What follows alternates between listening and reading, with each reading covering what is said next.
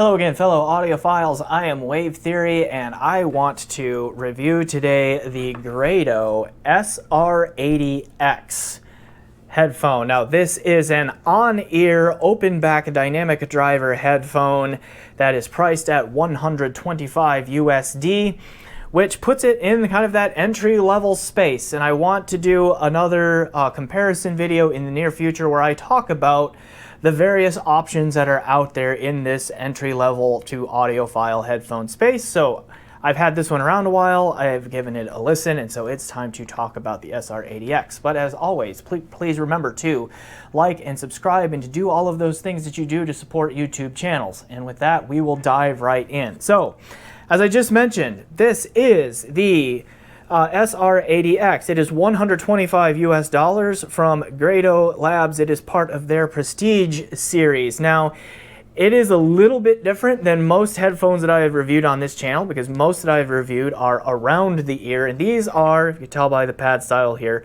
on the ear.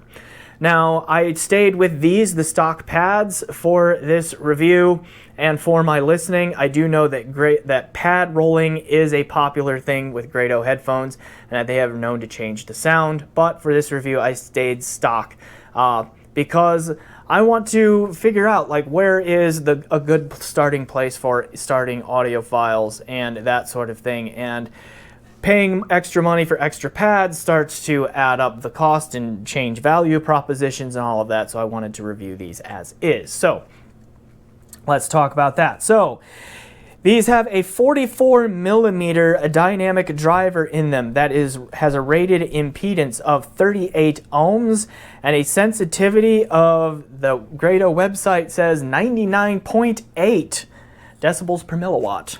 Okay, which I have not seen that sort of precision in most sensitivity ratings before, so that was interesting. But call it 100, basically 100 decibel per milliwatt sensitivity. So that combined with the 38 ohms means that they are pretty easy to drive, and you can power them off of most mobile devices, dongle DACs, DAPs. You can really plug them right into a smartphone or a tablet or a laptop. Assuming that your smartphone still has a headphone output on it, okay, but most of those other things still do, and power them right off of those, and they still sound fairly decent doing that. But of course, they do improve with a dedicated amp if you so choose to do that. Now, quick thoughts on the build here.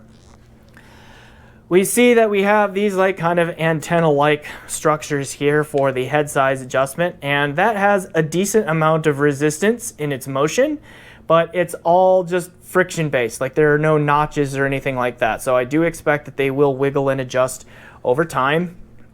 Okay, like that sort of thing. But I mean, they don't just, it's not smooth. There is a fair amount of resistance in there. It's smooth, but there's a fair amount of tightness to it. The headband is just a simple, like, springy metal strap in here with a little bit of padding here. All that. And then we see we have rather small ear cups because these are on ears, and then these just foam ear cushions that sit on the ear. Now, I didn't notice a ton of comfort issues with these, you know, for the longer periods that I had them on. They reasonably comfortable. Wouldn't call them the most comfortable, but they're not awful either. Some may object to the feeling of pushing on the ear. That could get fatiguing to some for a while. I think the clamp force here is appropriate for them being on ears, and so forth. They are still open back, so there's still a lot of leakage both in and out in terms of the sound going through and all that. Now, you might be hearing the wire rub up against the microphone here, and that is because one of the notable features of this thing is that it has an attached cable. Okay? Why? I don't know. I generally don't like to say, hey, and state a year as just an obvious reason for why a thing shouldn't be, but I mean, here in 2022, Grado, why do we still have attached cables? I don't get it. Okay? 1 second. All right. Here in 2022, and you know, this isn't the first year where this has been true, we live in a world where, you know, sonic transducers, things that can reproduce sound, you know, are this size or even smaller at times. And they don't have to be attached to their wire. Okay? Like, okay, great. So, you know, we know that you can do detached cabling in something the size of an in-ear monitor. I don't buy that we can't fit detached cabling into something this size. Okay? Just don't buy it. Okay? And beyond that, the cable, even though Grado claims it's reworked, we see that it gets twisted up fairly easily here before it reaches the V there, and just generally kind of kinky. Okay, it has a little bit of memory to it. It's sort of stiff-ish, and it also has a nylon coating that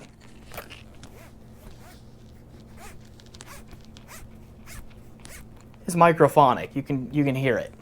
Okay, so some minus points, and I think rather significant ones for the attached cable and just the ergonomic ungreatness of said cable. Okay, but other than that, like, the build is fairly solid. Even though it's light, it is very light and mostly made of plastic. You know, and all of this here is plastic. It still seems like it's going to last a while. Okay, at least this part. The cable, bleh. However, on the amp end, you get standard 1/8" / 3.5 millimeter stereo TRS plug with a 1/4" 6.35 millimeter TRS adapter there. So that's another not so great reason to use an attached cable anymore, is because they are limiting you to single-ended. And as easy as these are to drive, it's going to be natural to want to plug them into a DAP. And a lot of DAPs these days have a balanced output on them that you just can't use because thanks, Grado. Okay? Anyway, that rant aside, let's get to the sound. Very mixed bag here. The sound signature emphasizes the mid-range and the lower treble. Now, my understanding is not to the extent that the old SR80E, the E series of these, there's a few models here in this X series, but the E series, my understanding is that these have been smoothed out in the mid-range and lower treble from there. So they are not as forward in that region, but they are still forward in that region. My understanding is these have a little bit more bass and warmth to them. And there's a fair amount of mid-bass presence. There is a very aggressive, like Sennheiser HD600 like kind of roll-off in the sub-bass. So you're not going to get a lot of sub-bass presence here or deep bass extension, but you are going to get more treble extension and upper treble presence with these than you are with the Sennheiser house sound, at least the 600 and the 6XX. Okay, but that mid-range and lower treble forwardness is both the strength and the weakness of the overall sound here. And that is because there is some music where this complements the tuning of this in that, you know, the more forward, mid-range, and lower treble complements the way the music is recorded, and it brings some things out in the music that I will not call natural. It doesn't sound natural, but can sound really cool and draw me, you know, me, Mr. Mid-Range Sensitivity, draw me into the music a little bit more than other things at this price range have done. One example for me is Comfortably Numb by Pink Floyd. The cymbal strikes, and then particularly David Gilmour's closing guitar solo on that song, which is legendary. Like, the tuning of the SR80X matched that track beautifully. Sounded wonderful.